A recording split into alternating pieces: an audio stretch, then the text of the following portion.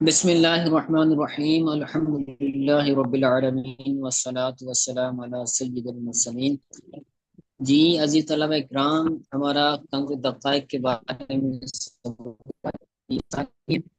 ہم نے تذکرہ کتاب کے حوالے سے اور آفاق سے ایک اہم گفتگو ہماری ہوئی تھی۔ تو آج ہم احرام کے بارے میں پڑھیں گے کہ بندہ احرام کیسے پہنے گا، اور احرام پہننے کے بعد یا احرام پہننے سے پہلے وہ کیا کیا بندہ کون کون سی چیزیں کرے گا۔ تو یاد رکھیں، یہاں پر ایک بات یاد رکھنے والی ہے، وہ یہ کہ احرام دو کپڑوں کا، دو چادروں کا نام نہیں ہے۔ جو حاجی ہو یا پھر عمرہ کرنے والا ہو، وہ دو وہ جو دو چادریں پہنتا ہے اپنے جسم پر، تو ان دو چادروں کا نام احرام نہیں ہے، بلکہ مخصوص وقت میں، مخصوص زمانے میں جو پابندیاں انسان پر لگتی ہیں ان کا نام احرام ہے۔ کہ حالت احرام میں کون کون سی چیزیں نہیں کر سکتا، اس پر جو پابندیاں رکھتی ہیں تو ان پابندیوں کا نام احرام کہلاتا ہے، کہ یہ بندہ احرام کے اندر ہے۔ ایسا تو نہیں ہے کہ اگر کسی کی چادریں جو ہے وہ غسل خانے میں جا رہا ہے، نہانے جا رہا ہے یا واش روم جا رہا ہے، تو وہ تو چادریں اتار دیتا ہے، تو اس کا احرام کیا اتر جائے گا؟ اس کا احرام ختم ہو جائے گا؟ تو نہیں، احرام ان دو چادروں کا نام نہیں، بلکہ احرام ان پابندیوں کا نام ہے جو اس حاجی پر، اس عمرہ کرنے والے کی نیت کرنے والے بندے پر لگتی ہے۔ تو یہ اہم بات ہے جس کو طلبہ کرام نہیں سمجھ پاتے، بس اوقات بڑے بڑے لوگ نہیں سمجھ پاتے، تو اس کو یاد رکھنا چاہیے۔ ٹھیک ہے، اب پڑھتے ہیں کہ بندہ جب احرام باندھنے کی نیت کرے گا تو احرام باندھنے سے پہلے کیا کرے گا اور پھر کیا کرے گا۔ تو کہتے ہیں باب الاحرام، احرام کا باب۔ وَإِذَا أَرَدْتَ أَن تُحْرِمَ فَتَوَضَّعَ، جب تو جب آپ ارادہ کریں احرام باندھنے کا، ان تحرم، کہ آپ احرام باندھیں یا محرم ہونے کا آپ جب ارادہ کریں تو کیا کریں؟ سب سے پہلے فتوضا، پہلے وضو کریں، والغسل احب، لیکن نہانا بہتر ہے، غسل کرنا یہ کیا ہے؟ پسندیدہ عمل ہے۔ بندہ نہا دھو کر پھر کیا کرے؟ احرام باندھے۔ والبس ازارا ورداعا جدیدین او غسیلین وتطیب، اور ازار اور چادر پہنے گا۔ ازار اس کو کہتے ہیں جو نیچے سے باندھی جاتی ہیں، ناف سے نیچے جو چادر، جو کپڑا باندھا جاتا ہے اس کو ازار بولا جاتا ہے۔ تو ازار اور ردا، ردا بولتے ہیں جو حاجی اپنے اوپر والے جسم، ناف سے اوپر جو جسم ہے اس کا، اس پر باندھتا ہے، جس کو اتارتا بھی ہے پھر ہاتھوں سے اوپر کرتا ہے۔ ٹھیک ہے، تو جو سینے پر یا پھر پشت پر جو کپڑا جو ہے وہ لگاتا ہے اس کو ردا بولتے ہیں، اور جو نیچے ناف سے نیچے باندھتا ہے اس کو ازار بولا جاتا ہے۔ تو ولبس اور پہن، ازار اور ردا، ازار اور چادر پہن، جدیدین، نئی، یعنی ازار بھی نہیں ہو اور ردا بھی نہیں ہو۔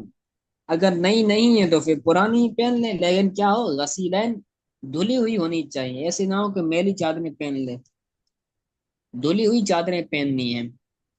بہتر تو یہ کہ وہ نیا احرام لے، جدید احرام ہو، لیکن اگر اس کے پاس جدید نہیں ہے، پرانا ہے، تو پھر کیا کرے؟ وہ دھلا ہوا ہونا چاہیے، میلا نہیں ہونا چاہیے۔ اس کے بعد وہ خوشبو لگا لے۔ ٹھیک ہے، خوشبو لگا لی، پہلے وہ وضو کرے گا یا پھر غسل کرے گا، پھر چادریں پہنے گا، پھر خوشبو لگائے گا۔ یہ تین کام کرنے کے بعد پھر کیا کرے گا؟ چوتھا کام یہ کرے گا کہ وہ وصلی رکعتین،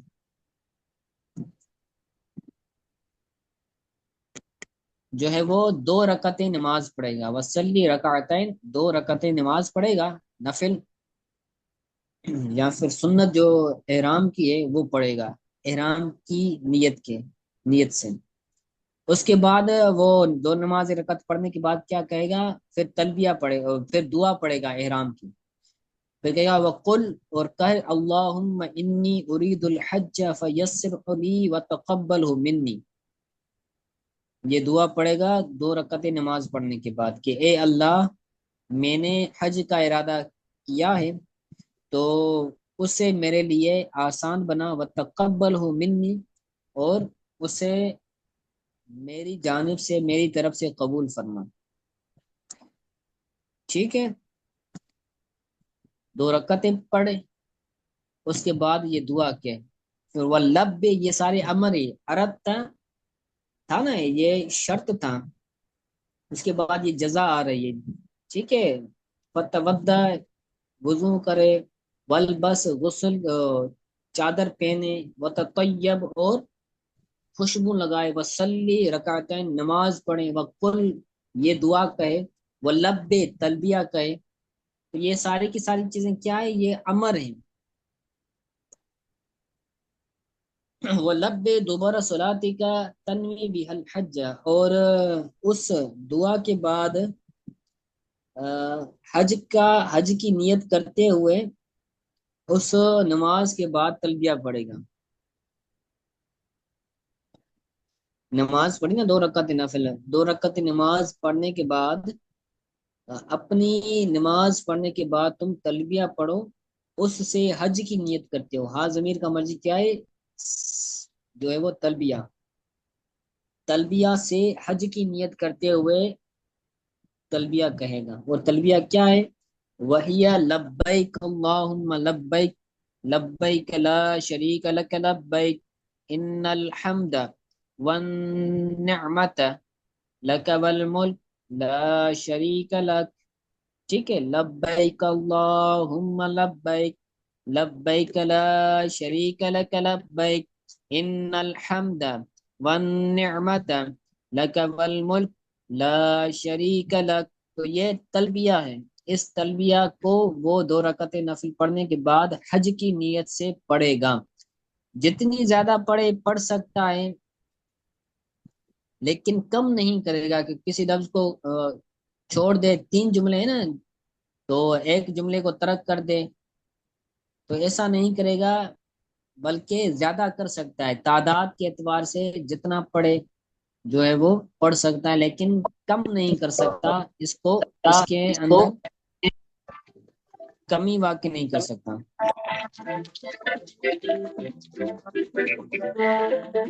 مائک بند رکھیں. ٹھیک ہے، آگے کہتے ہیں وزد فیہا، اس میں زیادتی تو کر سکتے ہیں، ولا تنقص، لیکن اس میں کمی نہیں کرے گا. وزد فیہا، اس تلبیہ میں زیادتی کر سکتا ہے، یعنی تعداد کے اعتبار سے، چاہے جتنا پڑھے، پڑھتے رہے پڑھتے رہے. ایسا نہیں ہے کہ بھائی 10 مرتبہ پڑھا پھر بیٹھ جائے، پھر چپ ہو جائے، پھر نہ پڑھے، بلکہ جتنا زیادہ پڑھے گا اتنا زیادہ ثواب ہے. لیکن جملے کے اندر وہ تنقیس نہیں کرے گا، کسی جملے کو کاٹے گا نہیں، بلکہ یہ جتنی لکھی ہوئی ہے یہ مکمل پڑے گا.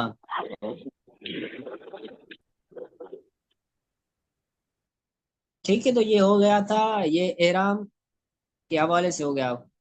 فیضا لبیت ناوین، جب تو نے حج کی نیت کرتے ہوئے تلبیہ کہی، تو فقد احرمت، تم اب تم احرام والے ہو گئے. فقد احرمت، پھر آپ احرام والے ہو گئے. تو اب کیا کیا کرنا ہے؟ کون کون سی پابندیاں لگے گی؟ اب جب اس نے وضو کیا یا پھر غسل کر کے اس نے دو چادریں پہنی، دو چادریں پہننے کے بعد اس نے خوشبو لگائی، خوشبو لگانے کے بعد اس نے دو رکعت نفل پڑھی. نماز نفل پڑھنے کے بعد اس نے پھر دعا کہی، دعا کرنے کے بعد پھر اس نے تلبیہ پڑھی. جب اس نے تلبیہ پڑھی نا، تو تلبیہ پڑھنے کے بعد اب وہ بندہ احرام کی حالت میں ہو گیا. اب اس پر کچھ پابندیاں لاگو ہوں گی، کچھ کام اس کو نہیں کرنے ہوں گے. وہ کون کون سے کام ہیں وہ آگے بیان کرتے ہیں. تو کہتے ہیں وَإِذَا لَبَّيْتَ نَاوِيًا، جب تم نے حج کی نیت کرتے ہوئے تلبیہ کہہ لی، تو اب تم احرام والے ہو گئے، محرم بن گئے. فَاتَّقِ الرَّفَثَ، تو اب تم گالم گلوچ سے بچے گا. رفس مطلب گناہ سے بچے گا، گالم گلوچ سے بچے گا، والفسوق، اور فسق سے بچے گا. वल झगड़े से बचेगा, व कत्ल सईदा और शिकार को कत्ल करने से बचेगा। रफस बोलते हैं बुरी चीजें करना, फुसूक फिसिक से यानी फिसिक करना, जिदाल यानी झगड़ा करना, किसी से लड़ना, व कत्ल सैद और शिकार को कत्ल करना, वल इशारत इलैह ये और उस शिकार की तरफ इशारा करना। खुद तो कत्ल नहीं कर रहा मगर किसी को इशारा दे दे कि भाई वो शिकार जा रहा है उसको कत्ल कर दो, तो इशारा भी नहीं दे सकता, इशारा देने से भी मना किया गया है। वद दलालत अलैहि और उस पर दलालत भी नहीं दे सकता, ना इशारा करेगा ना दलालत देगा। ऐसे अल्फाज बोलने से बचेगा कि जिसके अंदर उस की तरफ क्या हो, इशारा मिले। ठीक है, तो ये हो गई। उसके बाद कहते हैं वह लुबसल कमीस, ये इसका लुब्स का अतफ होगा रफस पर, रफस से बचेगा, फिसिक से बचेगा, जिदाल से बचेगा। इसी तरह कमीज पहनने से बचेगा, वह लुब्सल कमीस ये भी मफूल बिही बनेगा अतफ करके हुए इसका रफस, रफस पर। तो कमीज पहनने से बचेगा, सरावील शलवार पहनने से बचेगा, वल अमामते अमामा पहनने से बचेगा। ये सरावील अमामा और कलन सुअते यानी टोपी पहनने से बचेगा, वल कुबाई और ये भी टोपी का नाम है, उसको भी पहनने से बचेगा। या कुबा से मुराद जो है वो जुब्बा है, क्या जुब्बा कुब्बा। ठीक है, तो जुब्बा भी नहीं पहनेंगे, टोपी भी नहीं पहनेंगे और अमामा भी नहीं पहनेंगे, शलवार कमीज ये नहीं पहन सकते बस, बल्कि वो दोनों चादरें ही पहनेंगी हालत एहराम के अंदर। तो ये सारा का सारा इनका तमाम का सरावील का, अमामा का, कलनसुअते और कबा का इसकातब होगा कमीज पर। ठीक है, फिर ये मुदाफिले मिलकर ये मफूले भी पर इसकातफ होगा रफस पर। ठीक है, वल कुफैन इसका आता भी पीछे कमीज पर है कि अ, मोजे पहनने से क्या करेगा, बचेगा, मगर ये कि वो उसके पास नाले ना हो। अगर उसके पास नाले नहीं है, उसके पास जूते नहीं है, तो अब क्या करेगा, वो चमड़े के जो मोजे होते हैं उसको पहनेगा, लेकिन क्या करेगा, फक्तहुमा असफल मिनल काबैन, लेकिन उन दोनों मोजों को काबैन टखनों टखनों से काटेगा। पाँव के जो टखने हैं ना, जो मोजे होते हैं चमड़े के, जब पहनता है बंदा तो बसा औकात उसके मोजे पिंडली तक भी आ रहे होते हैं। तो वो अगर मोजे ऐसे हैं कि उसकी जो टखने हैं वो छुप जाते हैं, तो अब उनको नीचे से काटेगा ताकि वो जो टखने हैं वो क्या हो जाए, जाहिर हो जाए। फक्ता हुमा असफल मिनल काबैन, और उन दोनों को टखनों से काटे ताकि जो है वो अ, टखने छुप ना जाए बल्कि जाहिर हो। ये मोजे पहनने का तब हुक्म है जब उसके पास जूती ना हो, उसके पास चप्पल ना हो। अगर चप्पल है तो फिर वो नाले नहीं पहनेगा, चप्पल ही पहनेगा, लेकिन बूट नहीं पहनेगा। जो शूज होते हैं ना, शूज नहीं पहनेगा, बल्कि जो नॉर्मल चप्पल होती है।